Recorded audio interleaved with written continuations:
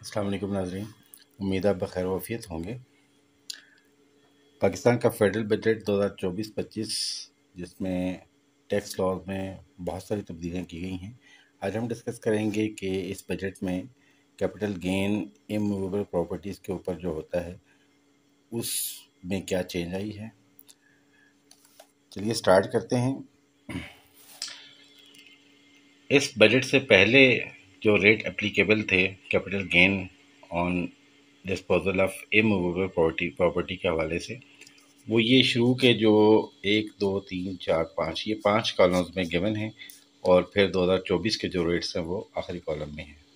अब हम पहले बात करते हैं कि जी होल्डिंग पीरियड अगर 1 साल से ज़्यादा नहीं है तो ओपन प्लॉट, कंस्ट्रक्टेड प्रॉपर्टी और फ्लैट तीनों में 15% रेट था, और अगर होल्डिंग पीरियड 1 साल से बढ़ जाए लेकिन 2 साल से ना बढ़े तो ओपन प्लॉट के ऊपर 12.5%, कंस्ट्रक्टेड प्रॉपर्टी यानी जो तामीर शुदा प्रॉपर्टी है उसके ऊपर 10% और फ्लैट्स के ऊपर 7.5% रेट था।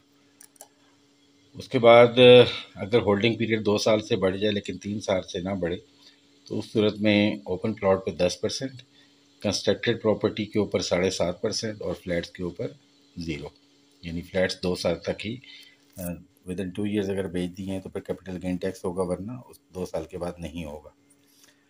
उसके बाद होल्डिंग पीरियड अगर 3 साल से बढ़ जाए लेकिन 4 साल से ना बढ़े तो ओपन प्लॉट पे 7.5%, कंस्ट्रक्टेड प्रॉपर्टी में 5% और फ्लैट्स में 0%। इसी तरह अगर होल्डिंग पीरियड प्रॉपर्टी का 4 साल से बढ़ जाए लेकिन 5 साल से ना बढ़े यानी 4 और 5 के दरमियान हो तो ओपन प्लॉट पे 5%, कंस्ट्रक्टेड प्रॉपर्टी पे और फ्लैट्स पे 0% होगा। यानी कि कंस्ट्रक्टेड प्रॉपर्टी 4 साल तक कैपिटल गेन पे करेगी अगर 4 साल तक आपने सेल की है, और फ्लैट्स 2 साल तक, लेकिन ओपन प्लाट्स जो है वो 6 साल तक उन पे कैपिटल गेन टैक्स लगता था।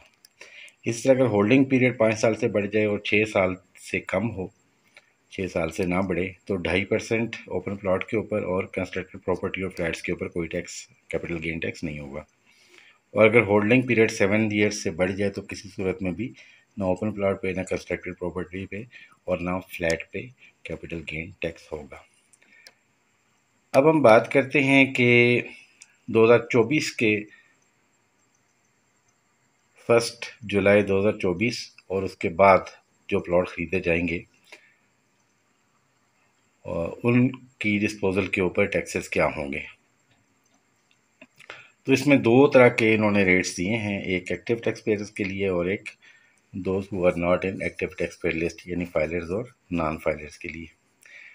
तो फाइलर्स के लिए 15% रेट होगा कैपिटल गेन का, यानी जितना गेन हुआ उसका 15% इररिस्पेक्टिव ऑफ द पीरियड, यानी कि 6 सालों तक, ये 6 साल हैं ओपन प्लाट के हवाले से, कंस्ट्रक्टेड प्रॉपर्टी में 4 साल और फ्लैट में 2 साल, इन तीनों में अगर आप फाइलर हैं तो 15% कैपिटल गेन टैक्स लगेगा। और इन केस अगर आप फाइलर नहीं हैं तो उस सूरत में आपके ऊपर जो टैक्स लगेगा वो, अगर आप इंडिविजुअल या एओपी हैं तो आपके ऊपर जो इंडिविजुअल्स और एओपी के जो टैक्स हैं, जो स्लैब दिए हुए हैं, जिस हवाले से मैंने एक वीडियो भी बनाई हुई है, वो रेट्स लगेंगे।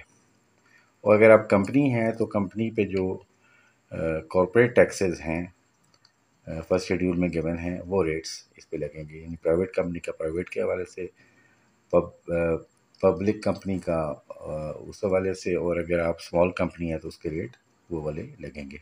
लेकिन ये किसी सूरत में भी 15% से कम नहीं होगा, यानी छोटे स्लैब्स हैं इंडिविजुअल्स और एओपी के हवाले से जिस पे 15% से कम रेट है शुरू में, but in case of non filer वो 15% कम से कम 15% होगा, और उससे ऊपर जो रेट्स उस टेबल में गिवन हैं इंडिविजुअल्स एंड एओपी के ऊपर, जो उनकी इनकम के ऊपर टैक्सेस हैं, वही रेट्स अप्लाई होंगे, लेकिन 15% से कम नहीं होंगे। तो ये चेंजेस थी कैपिटल गेन टैक्स के हवाले से इमूवेबल प्रॉपर्टी के ऊपर।